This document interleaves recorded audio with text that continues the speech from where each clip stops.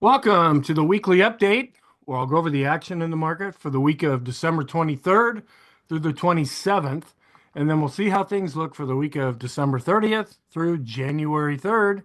Now we're coming into 2025, so this is the last weekly update of 2024.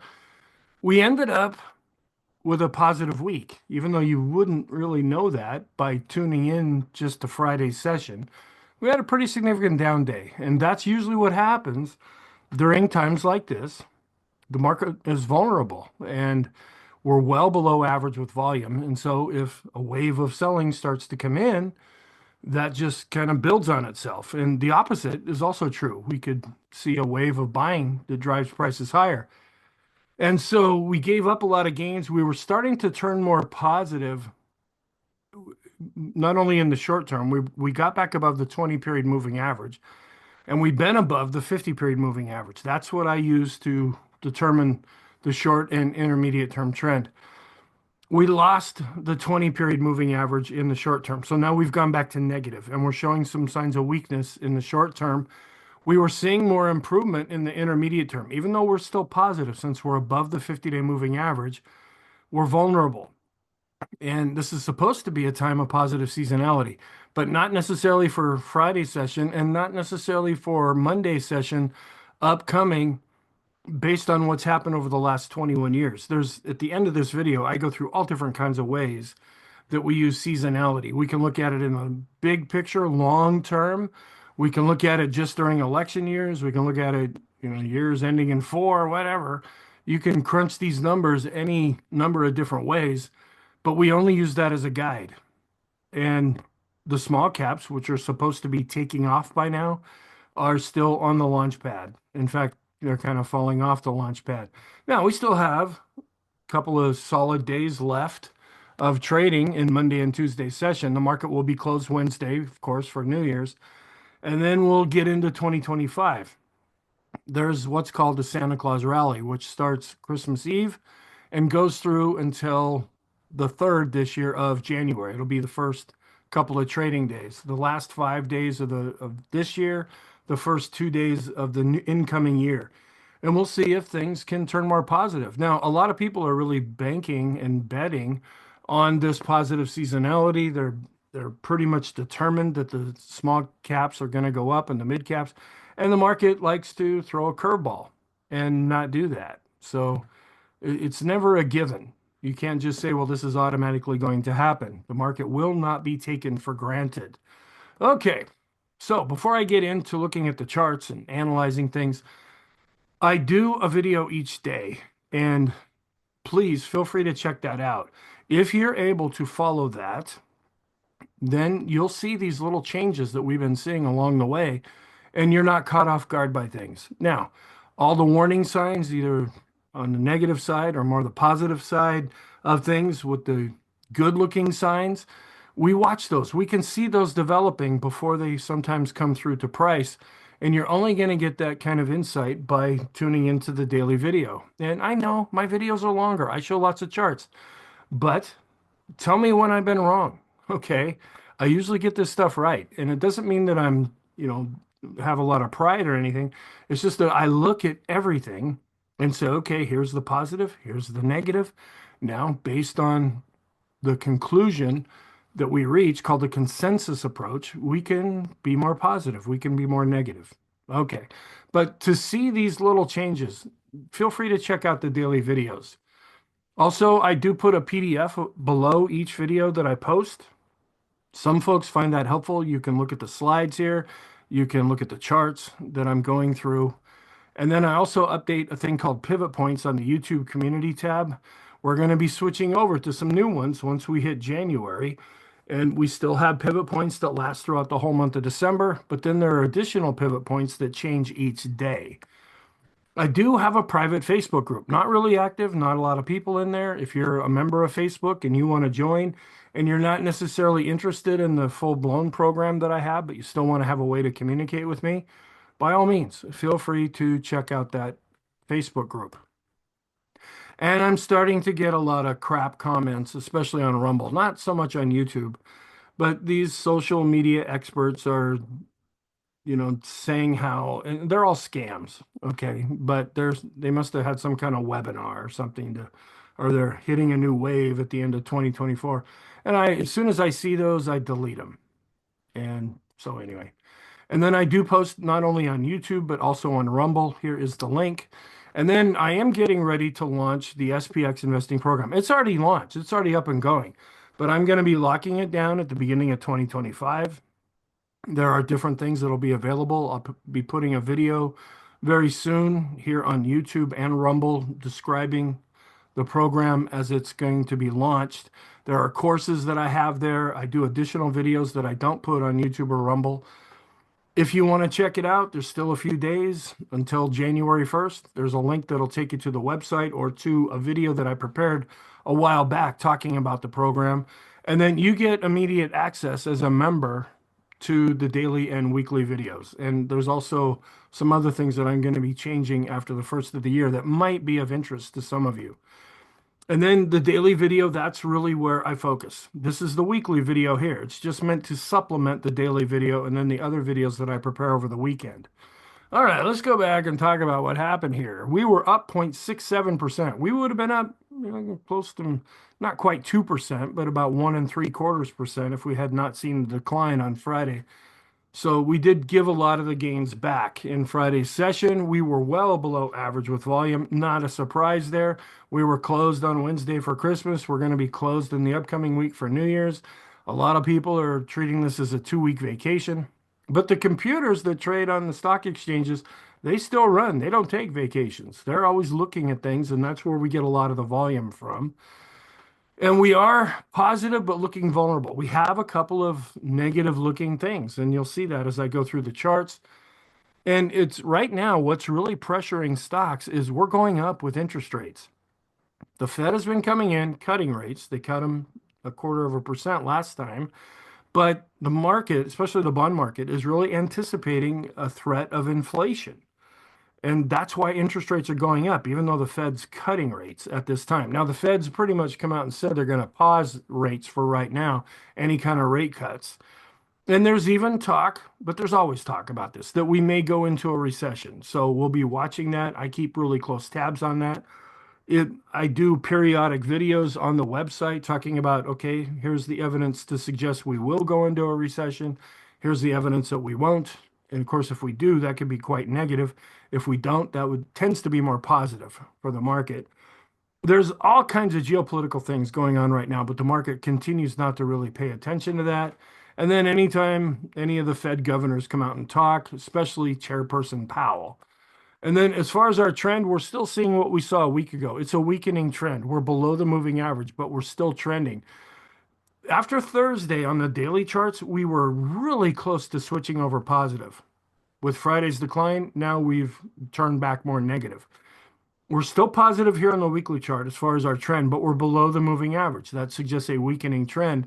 We're also below 20 on the daily charts, both the short and intermediate term, where we're still above 20 here on the weekly chart.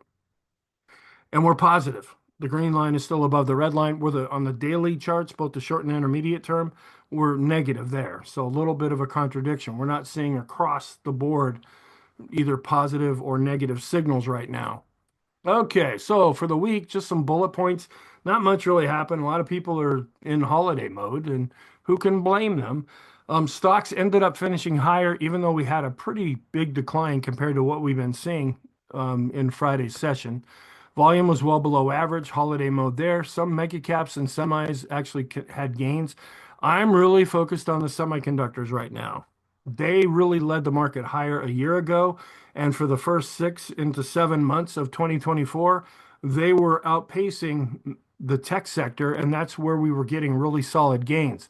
We're not really seeing that now. Some of the charts that we look at are positive, some are negative. And that's a bit of a concern to us. We need the semiconductors to do well, which helps the tech sector, which helps the mega caps, which helps the S&P 500. Okay, then some stock-specific news that came out. Qualcomm, they came out as winning after the jury found that the chip company didn't violate the terms of this agreement that it had with Arms Holding Designs. That was an area of contention. And then Eli Lilly had the approval of a new drug. that came out, and they ended up being up 2% for the week there. I usually don't deal with stock specific things, but this helped the market stay together, both of these news items here.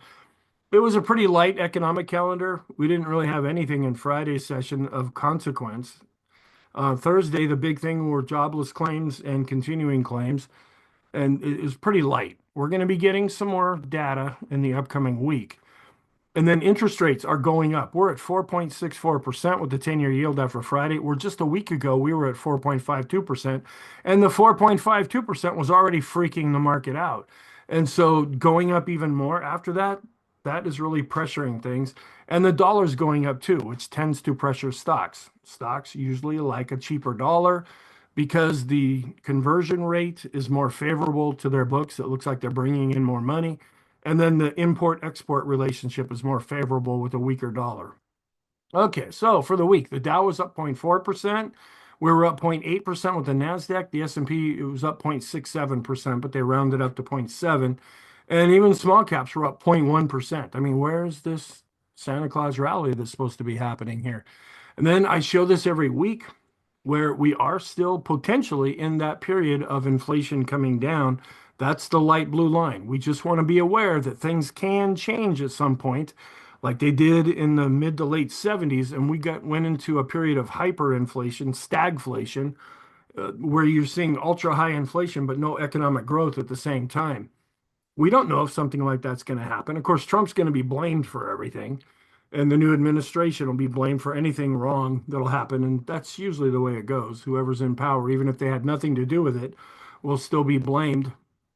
And just like if good things happen, Trump will take credit for that, and that's just the name of the game here. So be aware that inflation can change. We keep a close eye on that. All right, then we're coming in at 4.64% with the 10-year yield. We're well above the 4.02%. That's why this is pressuring stocks, because it's the longer we stay at higher levels like this, the more it's going to bite into earnings. No update with this. This won't be updated until we get the employment report that'll come out after the first of the year. This is still looking okay, though. And the takeaway from this is the red arrow is going up and to the right. That means looking out into the future, we still see earnings growth. Then feel free to pause this and look at it. It's like, okay, when somebody has a second term. Now, this is very unique right now because other than Grover Cleveland, who was president and then not president for 4 years and then became president again, we've never had that happen before. And is there some kind of an edge here? Well, it's mixed. Sometimes it was good, sometimes it was bad. The average is that we're down 1.2%, with the median being 8.7%, and we're only up 44.4% of the time. Now, we don't know how things are going to play out. There's some years that were really good, 29.6% under Obama, 31% under Clinton, and then 26.3% under Reagan. So it's not even Republican or Democrat that you can point here. It's more what's going on historically at that time that really keys into things. And if you hear noise in the background, I apologize in advance. We're looking at U.S. heavy truck sales now, where they have been coming down, and then we were seeing a bit of a bounce. Now they're starting to come off here, and we keep an eye on this. And then kind of faded in the background is the S&P 500. And typically, when this is going up, the market's going up. If this is going down, that can also put some pressure on stocks, because this is how things get shipped, and companies have products and they need to send them from place to place. And if they're buying more new trucks, that means they're going to be using them, most likely, unless you're the government, of course. And earnings growth picking up off the zero bound, consistent with a late, I have to move this little thing, late cycle extension. Right here, we're just looking at the forward earnings, and I go through this in more detail in the intermarket analysis video. I look at past earnings, and we do a PE ratio there, and then forward earnings, which are forecasts and projections. And this is for the S&P, the blue line here, where it's starting to turn back up here. Now, we look at the Russell 2000. Those are small caps, and they're coming back up here, but they're not really growing at the same rate that we're seeing it for the S&P. That's why the mega caps are outperforming. And that's why a lot of folks are kind of suspicious about this whole small cap thing, that if everybody's doing it, it's probably not the right thing to do, kind of a thing. But there are periods of time when small caps really start to outperform. We're not at that kind of a stage right now as far as earnings. Okay, then big tech capex outlook. What's their capitalization going to be? This is Amazon, Microsoft, Google, and Meta, and just what they think going forward here. And the takeaway from this is we're still going up here, and that justifies the market going up. Now we start going down, and these charts are going to suddenly change their tune. We've had a really good year. We had a good year in 2023. It looks like we're going to have a great year again in 2024. And so a lot of people are saying, well, we can't do this 3 years in a row. Well, the market just says, watch me. Maybe we will, maybe we won't. All right, then looking here, this is a Bloomberg chart where we see the dollar being set for its best years. And I'm not into the 2015 stuff because the context can be different. But the dollar's had a really good year. And it's not that the dollar's all that great. It's just, it's the least crappy of all the other crap out there. When you look at the euro, the British pound, the yen, the Swiss franc, it's like, okay, well, let's pick the worst of the best of the worst here. Because none of this stuff is backed by anything anymore. It's not backed by gold. It's just backed by a promise. And so anyway, the dollar's been doing pretty well. And then just ride the wave. This is talking about momentum. It's set to have a really good year here, where this is the idea. When we're really in a solid bull market, which we have been since October 2022, we finally bounced up out of that. And it took a little while for the gains to come back. But that's when you want to be in index type, either ETFs like the SPY or index mutual funds that track what the S&P 500 does. Now, other research says that when the market really runs into trouble, then that's when being in more of a managed ETF or mutual fund tends to do better. Because if you're in an index fund, you're going up or down with the index. Well, if the index is going up, you're happy. If we run into some problems with the market, you're not so happy anymore. So you might switch over to an actively managed type of investment where the manager can say, okay, we'll get over into this area. They'll go down, but not as much as in other areas. Or here's a real opportunity that it's going to go up while the rest of the market's going down, that kind of a thing. That's more of an active managed type of investment. I just stick with the S&P all the time, and then I write it up and I write it down. That's what I teach in my courses. Okay, market pricing in implies a 33% chance of the headline CPI. That's not the core CPI, exceeding 3% over the next 5 years. Okay, come up with whatever forecast you want here. It's just, it sees inflation up over 3%. And there's a 33% chance that that will happen. The thing that they don't tell you in this chart is there's a 66% chance based on this chart that that won't happen and that we will stay under 3%. So you can take and pick what you want out of this. All right, FactSet just had one blog post this week, and this is earnings looking out. I'm sorry, this is buys from brokerage firms, the buy ratings, where they had been trailing off as we were working our way through the summer and into the fall, and now they're coming back in and actually going back up. Okay, so here is the intraday chart, and I follow a 10-minute intraday candle chart every day. If it's green, that's up. If it's red, that's down. And this gives a real feel for what's going on. Where Monday, we had a pretty good day here. And then we had a pretty good Christmas Eve, even though we closed early that day. And then Thursday, people were still out having a lot of Christmas cheer, and everything looked like it was doing well. And then, other than interest rates being quite high, there really wasn't anything to drive things down. The futures were getting weaker and weaker and weaker as we approached the open in Friday's session. We ended up gapping down. We came down right to the 50-day moving average. That's this bottom that we set here. Now, it is encouraging that we were able to bounce up off of that. So that means the intermediate term trend is still holding. We blew through the 20 period. That's why we're turning negative in the short term. But intermediate term and even long term are still positive. And we did close up off of the lows. So there was some buying that came in even after having the down day. So looking at just the 4 trading days for the week from Monday through Friday, taking out Wednesday, and Tuesday was an abbreviated session. The Dow ended up being up 0.2%. And this is different than what I talked at the beginning. These are just the 4 trading days. This isn't Friday to Friday. So it's a different comparison. The NYSE, that's broad market, and that held up a little bit better. with the mid caps and small caps being up slightly. But then we saw the S&P, the NASDAQ 100, and the NASDAQ. These are the growth areas. These are the areas that have been doing really well. They saw some weakness over the 4 trading days. But going back to the beginning of 2024, all of the indexes are positive, with the NASDAQ leading the way higher, and small caps are still in last place, even though they are positive. Looking at the sectors, we had a slight up week. So the energy sector, which has just been getting hammered like crazy. Look at the scooter score over here, 4.2. My gosh, that's might be some kind of a dead cat bounce for that particular sector. But it was the strongest area this past week. And then healthcare, which is also at 7.5. Bleh. That's another defensive area. So these saw a little bit of bounce coming in here. One of the stronger areas, the financial sector, that's at 92.9. That had a pretty good week.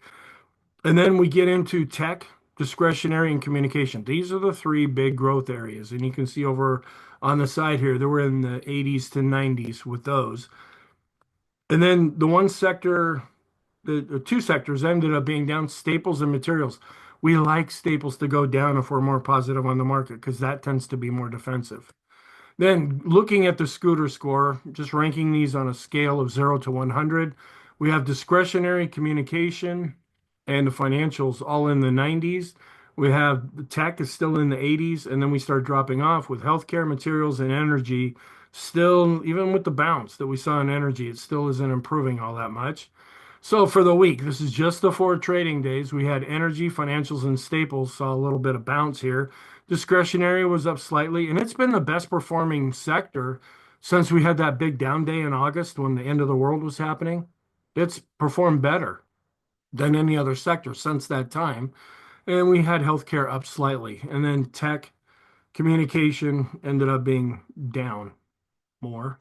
And then going back to the beginning of the year, communication, financials, discretionary, tech is slightly positive the way I measure it here.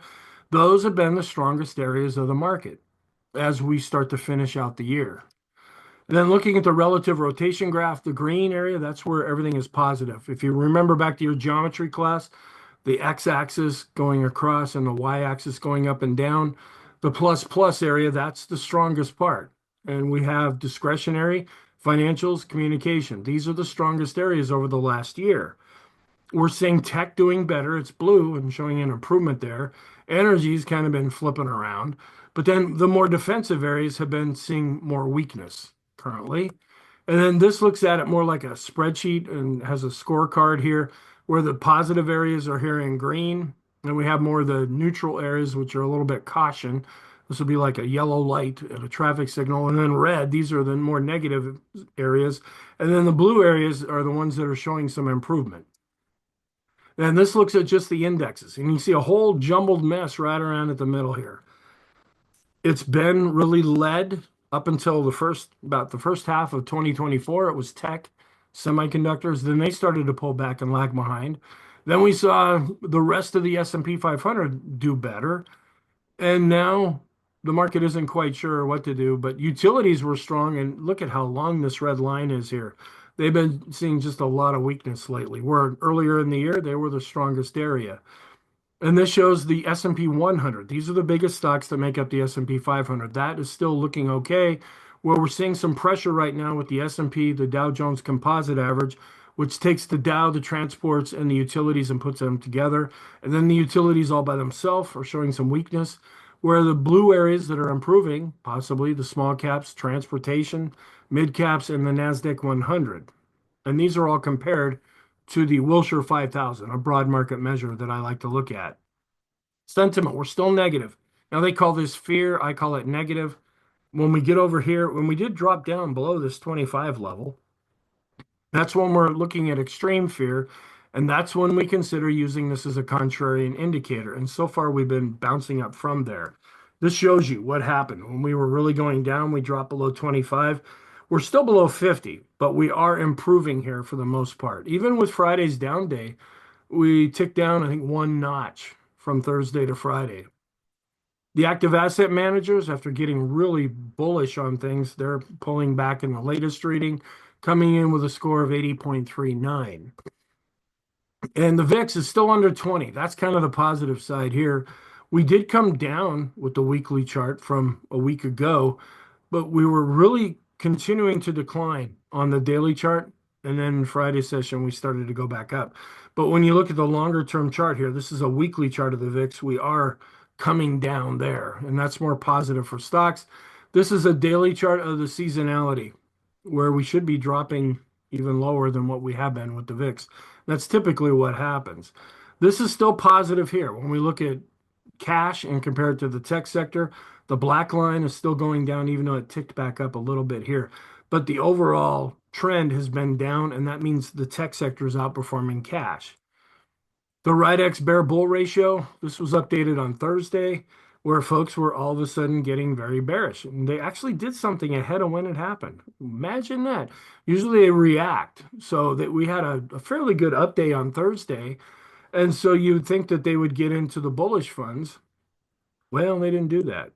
They actually got into the bearish funds and were able to reap some benefits in Friday's session. Okay, the American Association of Individual Investors coming down, reading it just a little bit above zero now. They're not overly optimistic or pessimistic currently. The Ulster Index, we're still above the moving average on the daily chart. We're below the moving average here on the weekly chart. This is causing a little bit of concern, seeing a few posts over the last couple of weeks. This is the spread between risky and not as risky bonds. When we get a really low reading like what we're getting now, that means there's no fear in the bond market. But bond prices have been going down and interest rates have been going up. And this has been moving a little bit. You can see here, we're getting very low readings. This is right before the great financial crisis. And then this thing spiked up through the roof. That's why I keep an eye on this. Now, this could last. I've been watching this for a couple of years now, and we've been getting very low readings. So it doesn't mean something's going to happen right away. We just want to keep an eye on this and see if things are changing. This is an inversion of that same chart where when we're coming down, that means fear is going up. And we're coming up. We're showing an increase in fear, but then we tick down just a little bit on Friday.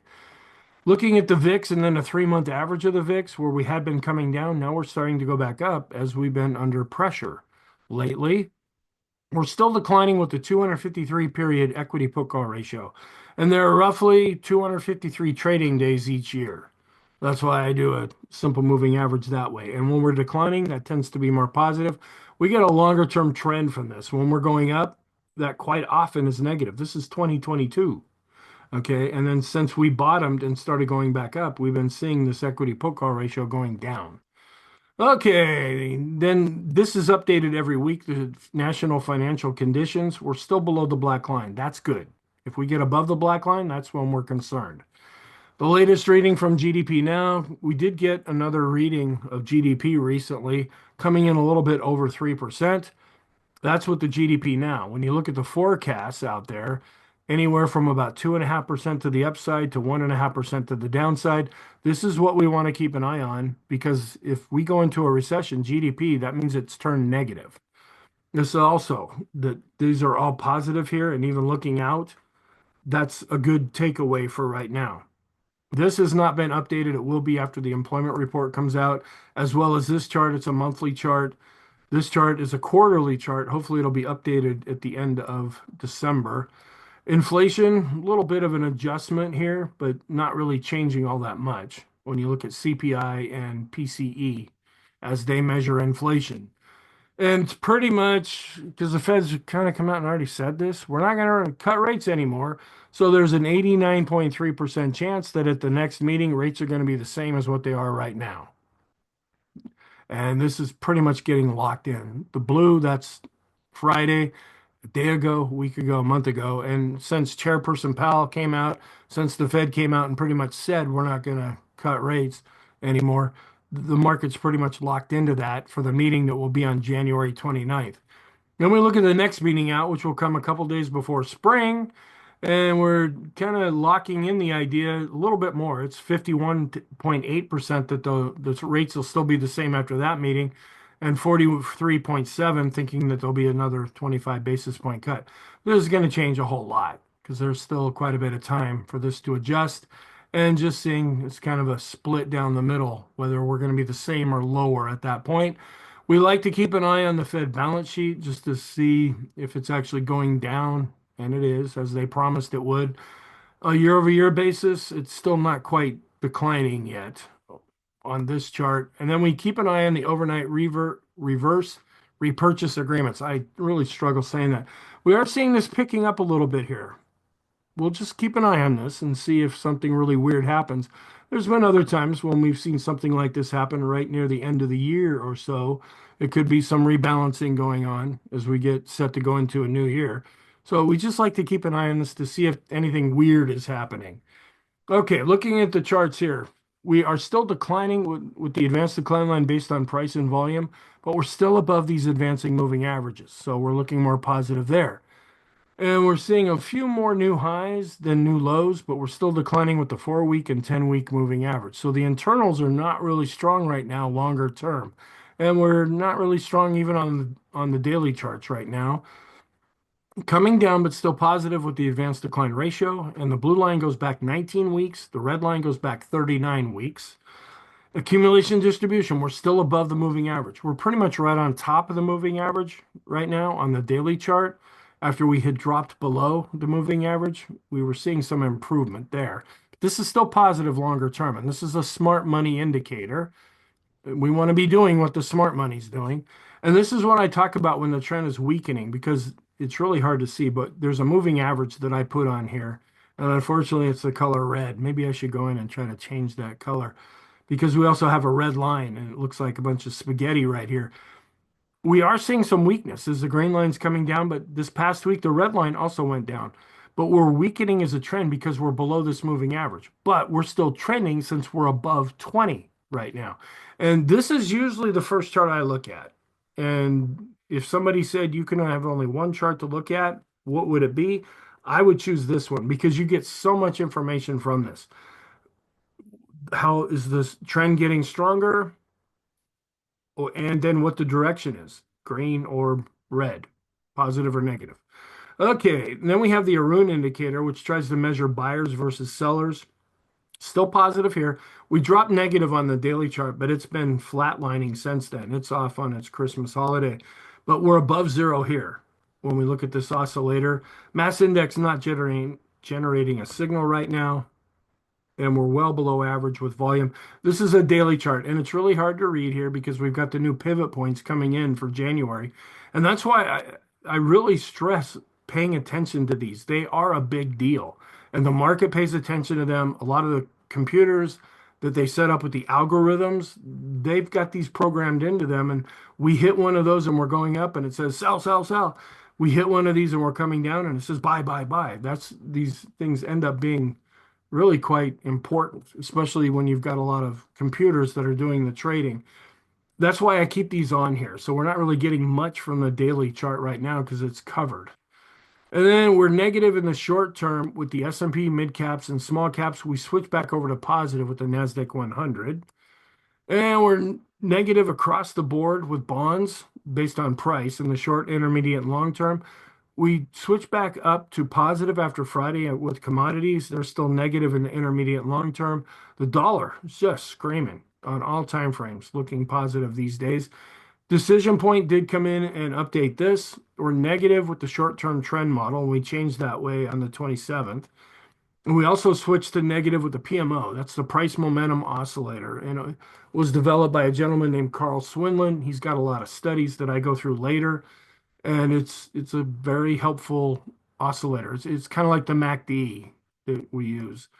And this is another thing that I've been pointing out in the daily videos. We might be running into some problem here as we're coming back up to the upper end of this trend channel. We've not been able to break above that. Now, we did before, but the market was just going crazy at the end of 2021, and then we went into 2022. So maybe it's more positive that we're not breaking above this. Maybe we'll actually be able to break above it as we get into 2025. Pivot points, there'll be new ones coming out here for the month of January, and these last for the quarter. And these are long-term and very important. And if you go back and see how price just went to one of these and turned and went the other way, that's why I really recommend paying attention to these. And we know about these. See these ones out here? They're going to last for January, February, and March. And we already know what they are. And we know what they're going to be even before price and time get there. All right, we're still positive here when we look at the 50 period, 50 week moving average here. Even though we came down a little bit, the line's still going up and we're still above the red line. Then the other area that I look at is I use a moving average crossover, a 13 week that's blue, 50 week that's red, and we're still positive, even though we're coming down a little bit. We came down close to the 13-week moving average, and so far that level is holding. Bouncing back up a little bit with the McClellan oscillator, we'd actually started to get extreme negative here, and this is improvement. Now, we're still negative since we're below zero, but the context is that we're starting to go back up, and that could be positive. And then we look at the summation index, where this is a little more negative and it's a little more longer term. We're still below zero based on price. We're bouncing up, but still below zero here based on volume. Bullish percent index, another indicator. It's not an oscillator. It's not a moving average. This measures the buyer sell point and figure signals generated inside the S&P. This falling down and dropping below 50 is negative, and we're not really turning back up yet. We're not showing much of an improvement, at least as of Friday. This is looking better. This is the Swenlin trading oscillator, and we're actually still looking good on the daily chart. We crossed above zero based on price and volume on the daily chart. We're seeing the same thing here based on volume. That could give some hope to the market. This is the PMO, the price momentum oscillator developed by Carl Swenlin. We've been just chopping all around here lately. As momentum can't really figure out what to do. But when you look at it based on price, we're negative, and we're also still negative based on volume, even though we saw a little bit of a tick up here. Here's some additional PMO studies. These are all the PMOs or all the stocks inside of the S&P 500 and what the PMOs are doing. We're coming back up and no longer extreme with the PMOs that are rising. We'd gotten extreme negative there. We're still extreme negative with the buy signals, and we're still declining with the PMOs that are above zero and seeing pretty much these same readings on the daily chart. So we need to see these improve more than what they've been doing. We're still above the midpoint, though, with the Bollinger Bands. We didn't close above or below the upper or lower band there this week. And we're still looking okay here with the chicken money flow. We're slightly negative and going sideways on the daily chart. We're going sideways here, and we did decline with this green histogram here. If we can turn and go back up, that would be positive. If we start to come down, naturally, that would be more negative. But the fact that we're still green is longer term positive. And here's all the different momentum oscillators that I look at. I have a couple of short-term ones. We're turning more negative with slope. We're pretty much flat with the TSI. Then I have three intermediate-term ones that are looking more negative. We're still basically positive with the long-term oscillators, the TRIX and the KST. We're positive still with the Chaikin oscillator. That's a smart money indicator on the daily side. We're actually showing some weakness here, but we're still above zero on the weekly chart. The force index, after barely dropping below zero here, is now turned back slightly positive. And we're getting an extreme negative reading with the Stochk RSI. That could give the market some support, but we can also stay in these extreme negative areas for quite some time if the market turns more negative. We're still above 50 and going up with the money flow index. We're slightly up, so we're from one week to the other. The rate of change is positive. 50 weeks, showing a little bit of a decline here. And we're still positive with the weekly chart of the special K. The daily chart is also positive. This is a very long-term oscillator. We're declining, but still above 50 with the ultimate oscillator. And we're turning back up a little bit and still above the midpoint with the Williams percent R. We're positive here with the vortex, where we continue to be negative with the vortex on the daily chart. But the green line's coming down and the red line's coming up. We'd like to see the green line going up and the red line going down to have it be even more positive. The copy curve, we're negative on the daily chart. We're also negative here on the weekly chart. And that's another momentum oscillator. And we came down to this 13-week moving average, 10-week moving average on this chart. And this support level so far has held. So we want to keep an eye on this. If we break below that and then look to close below it, that's going to turn things quite a bit more negative, and we may head all the way down here to this 40-week moving average. But right now, not a lot of damage has been done. The line's still going up, the red line's still going up, and the longer-term 200-week moving average is also still going up. That's the very long-term trend. All right, looking a little more negative here with the Heiken Ashi. We have black candles. We're negative, but pointing up with the Kegi chart. When it's red, it's negative. We're positive with the Renko chart, and we're still positive with the three-line break, where we're still looking more negative with our charts on the daily side, and still declining here with our 14-week ease of movement, but we're still above zero. And we did see three new X's drawn in this past week, but no new pattern was generated here. This is positive when you see X's after we had seen some O's. And showing a little bit of weakness with our long-term PPO study. This is the percentage price oscillator, another momentum oscillator. And then we are kind of flattening out after declining in the intermediate term and showing a little bit of a bounce here in the short term. And I look at this for entertainment purposes. We're probably coming up to a new 50-day cycle, but some people really put a lot into this. I don't. Sometimes these really were good. Sometimes they were completely irrelevant. We're still neutral with the Elder's Impulse system that measures the trend of the S&P on the weekly chart, and we're still negative here. Now we're positive on the daily side, or are we negative? Yeah, we switched back to positive, but we're still negative here. And this is longer term negative. And this, I consider this to be a primary indicator. The fact that this is still negative is a bit of a concern. We really go up, get the dot underneath, that would turn this more to long-term positive again.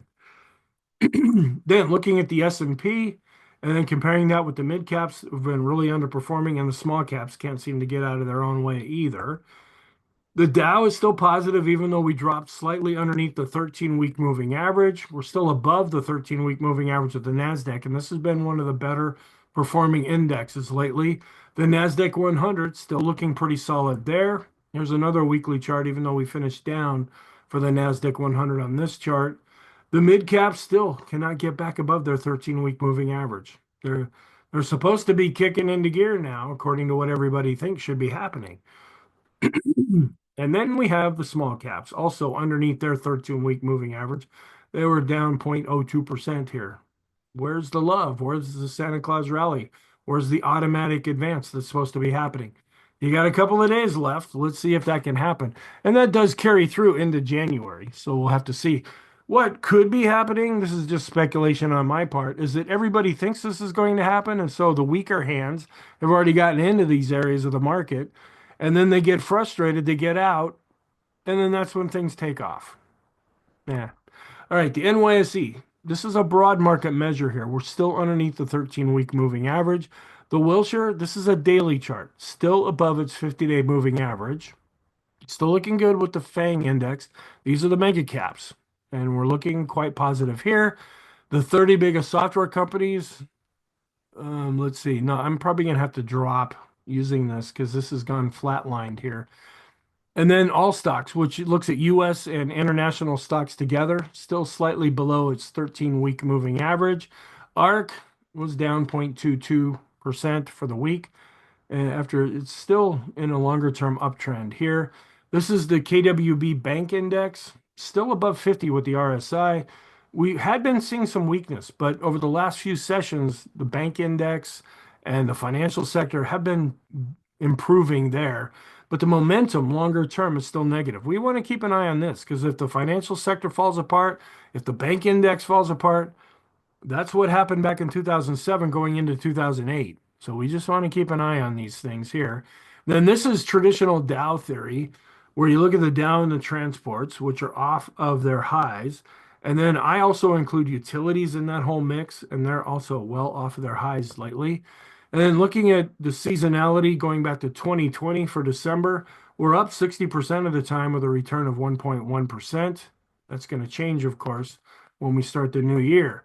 And then looking here at commodities where they're still in a longer term uptrend, the way I measure it here. If you remember back to closer to the beginning of the video, the stockcharts.com has them negative. And oil is just still kind of hanging around right around that 70 level, not breaking higher, not breaking lower. The dollar is just really doing well, both on the daily chart and here on the weekly chart. Gold still below its 13-week moving average, but still in an uptrend and coming down close to its 50-week moving average with silver, but so far that level's been holding. Copper, another barometer of the economy, still in an uptrend here in the longer term chart. Then we keep an eye on the price of bonds coming down to their 50-week moving average, which kind of equates to a 200-day moving average.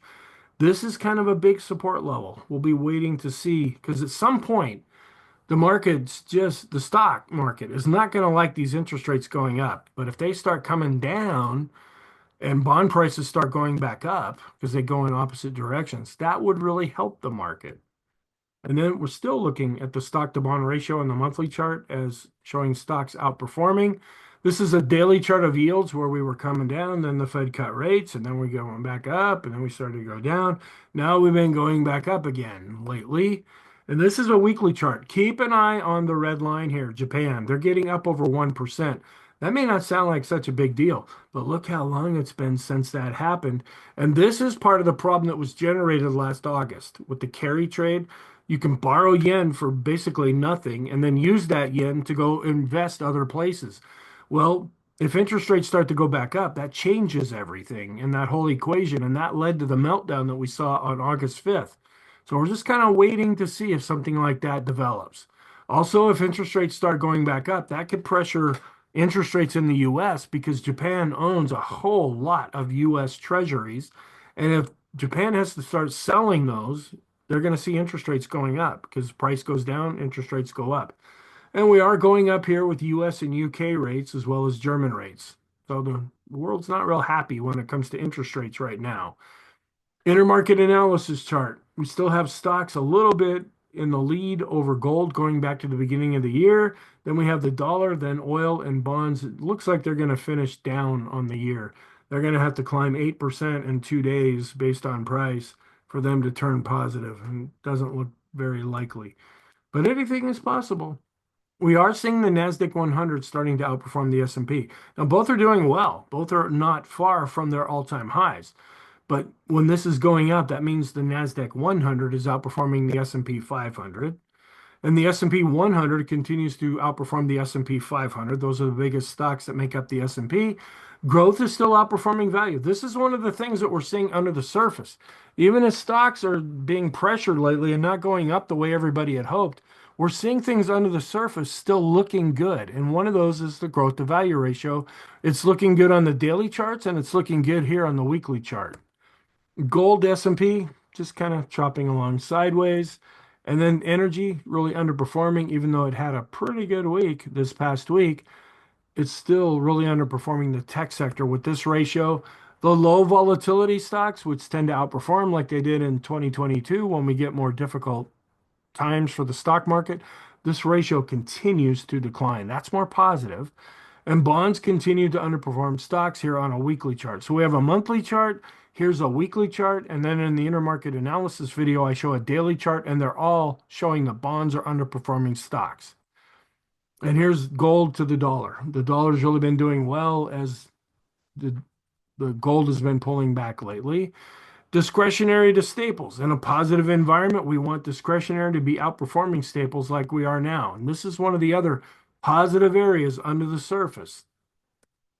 And small caps, really underperforming the tech sector and still in a solid downtrend. And this is a weekly chart. We're also negative on the daily chart. Longer term, the NYC breadth thrust, not really anything to take away here, but we are looking at the ZWAG NYSE breadth thrust because we came down, we dropped below this 0.4 area, and now we've come back above it. And we have 10 trading days to try to get up to this red line. If we do that, that would be a ZWAG NYSE breadth thrust. And look at what happened in the market after we got one of these signals. Now, we don't know. It may not even be triggered. We don't want to front run this. And unfortunately, there's a 1 day lag with this particular chart. This was updated on Thursday, and now I'm doing this over the weekend. So we get a little bit of a lag here, but you still kind of have some time if one of these things ends up getting triggered. So we're just keeping an eye on that to see if it does signal something. And we're back to a full-on buy signal here with the Zohorchak method. We had dropped down to 8, and then we went back up to 10. Okay, then longer term, still looking good with the S&P weekly chart going back to the 1987 crash. This is a further blow up of that same area. We're still well above this trend line here. We're still above the trend line with the NASDAQ 100 going back to 2009. This ratio is still positive, showing that the NASDAQ is outperforming the Dow. This is showing that the QQQs, the NASDAQ 100, are continuing to outperform the small caps. And then we look internally here. We look at a 50-day moving average of the new highs, new lows on the NYSE. Now we're declining here, and that's a concern, but we're still above zero. But the fact that we're declining is a bit concerning to us. We're also declining when we look at a 50-period moving average of the new highs and the lows with the S&P. Even though we're still above zero, we are coming down right now. So there is some vulnerability going on in the market currently. And then we look at cumulative new highs and new lows for the NASDAQ.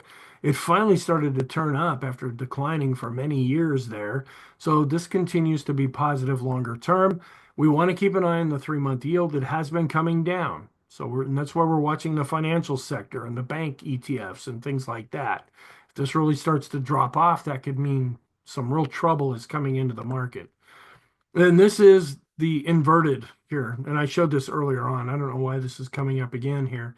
So yeah, I guess you can see this chart again.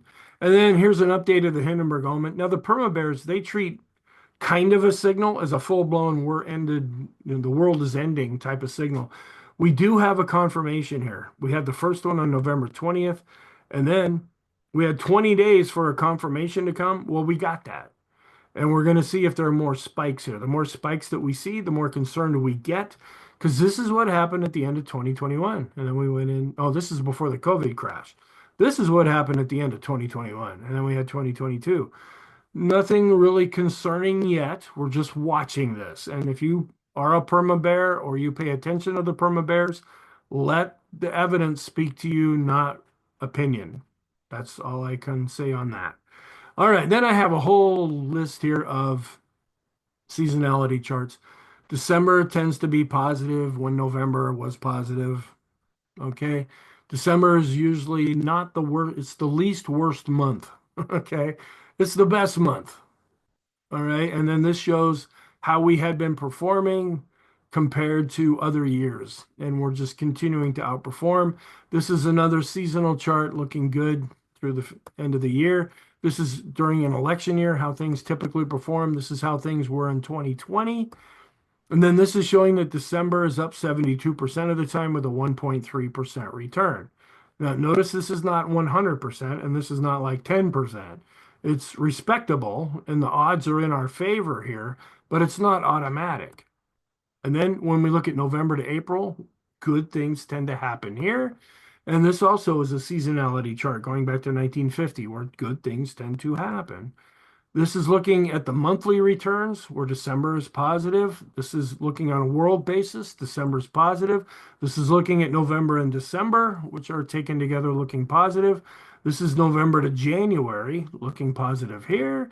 And this is the whole quarter together. So you can see why a lot of folks are anticipating the market to go up. It's just to this point, it's not like the market's falling apart, but it's not screaming through the roof either. And then we're in the second half of December, which tends to be one of the better performing times of the year. And this also goes back to 1950, showing the positive seasonality. This is September and October should have been negative. They were positive. And we'll see. November tends to be pretty good, as does December. And this is just different ways of looking at December, and they're positive across the board there. And this is showing November and December, where we look at November, December, and January together, which tend to be the stronger times of the year. Then looking at 1950 during an election year for December, we're up 55, we're up 74.3% of the time with a return of 1.5%. Then this is during an election year, up 15 out of 18, down 3 out of 18 with a return of 1.3%.